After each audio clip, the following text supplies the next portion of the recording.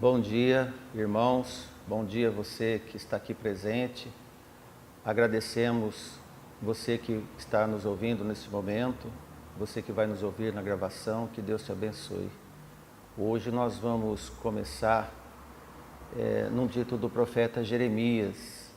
Ele diz assim: Eis que vem dias, diz o Senhor, em que eu levantarei a Davi um renovo justo. E sendo rei, reinará e agirá sabiamente e praticará o juízo e a justiça na terra. Amém. O profeta estava dizendo a respeito do nosso Senhor Jesus Cristo que um dia ele viria. E diz aqui que Jesus é um renovo que ia vir, um renovo justo. Renovo, retorno, reavivamento, redescobrimento são à primeira vista como sendo um chamativo para a mudança de uma situação que não agrada, uma situação desagradável, que ainda falta alguma coisa, ineficiente e de poucos resultados. É natural que na nossa vida cristã existam adversidades em que nós possa despertar mudanças para o ponto da necessidade de reaver posturas e procedimentos. Esse despertar sempre se faz necessário para que possamos apurar eficiência diante de Deus. Aquela necessidade de ter dias mais eficientes sempre se faz necessário para uma espécie de autocobrança também. Lembre-se, pessoas acomodadas só pensam no seu bem-estar, pois a acomodação torna as pessoas individualistas. Assim caminha o mundo. Todas as vezes que você se acha e observa-se individualista, pensando só em você, é um sinal de alerta contra este mal dos homens. Pensar só no seu reduto é péssimo. O individualismo vai te conduzir à ganância do querer mais e apenas só em você. Isto é ilimitado. Ou te induzir à vida dos preguiçosos, daqueles que são acomodados, como nada ou pouco produz, e o pouco que tem é só para ele. Dois extremos, o ganancioso e o preguiçoso.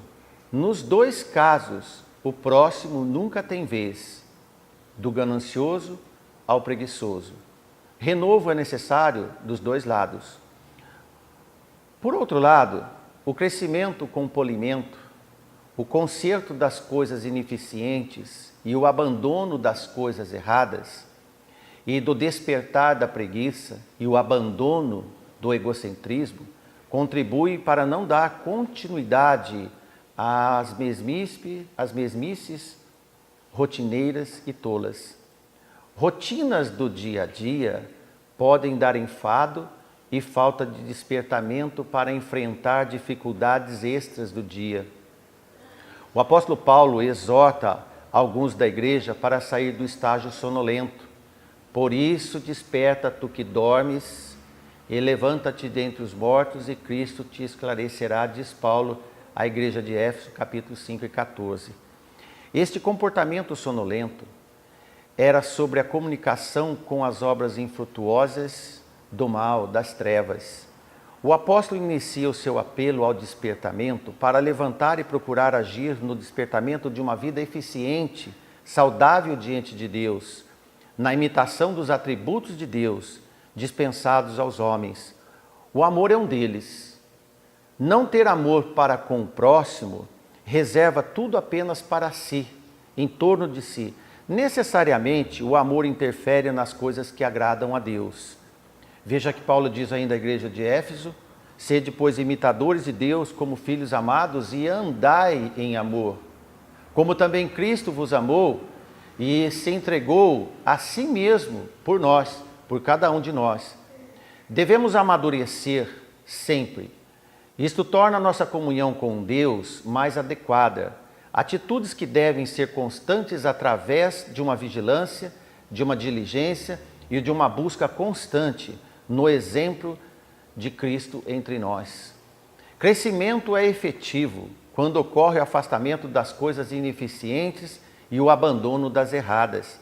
Aproveitamos e desprezamos as morosidades e as mesmices desse dia enfadado.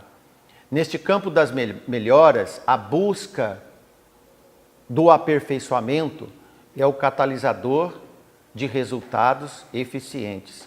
Os 2 discípulos, desanimados, que deixavam Jerusalém no caminho de Emaús, porque achavam abandonados, embora tristes por deixar Jerusalém e pelos fatos da crucificação do nosso Senhor Jesus Cristo, isto em Lucas 24, a partir do verso 17, e Jesus apareceu para eles e disse: que palavras são essas que caminhando trocais entre vós, e por que estão tristes ou estáis tristes? E um deles, com o nome de Cleopas, disse-lhe: és tu peregrino em Jerusalém e não sabes as coisas que têm sucedido nesses dias? Então Jesus perguntou para eles: quais coisas? E eles disseram: as que dizem a respeito de Jesus Nazareno, que foi homem profeta, poderoso em boas obras e palavras diante de Deus e de todo o povo.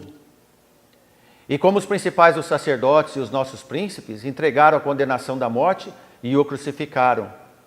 E nós, disseram eles, esperávamos que fosse ele o remidor de Israel, que remisse Israel.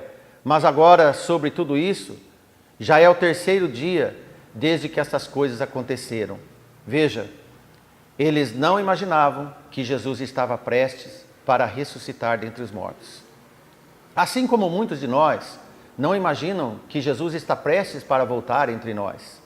Então, irmãos, o crescimento do cristão não é eficaz quando submetido às formas emocionais de uma religião desanimada pelos aparentes fracassos nos dias adversos, como esses 2 discípulos.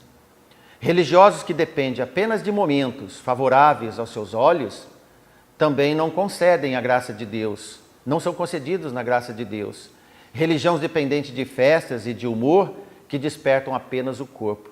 Aqueles 2 depressivos e desapontados discípulos estavam decepcionados, porque achavam que tudo tinha acabado. Na verdade, tinha recomeçado com força. Estava prestes a surgir Jesus ressuscitado dentre os mortos. Jesus, na verdade, já estava com eles. Nunca abandonou eles, em qualquer momento das suas vidas.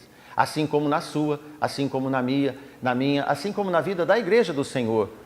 Você pode ser a presença da prova viva de Jesus no mundo. E não só ser desanimado nos dias difíceis da sua vida. Prove que Jesus está com você em todos os dias, como o renovo que Jeremias um dia disse que há de vir. Pense nisto. Um bom dia para você.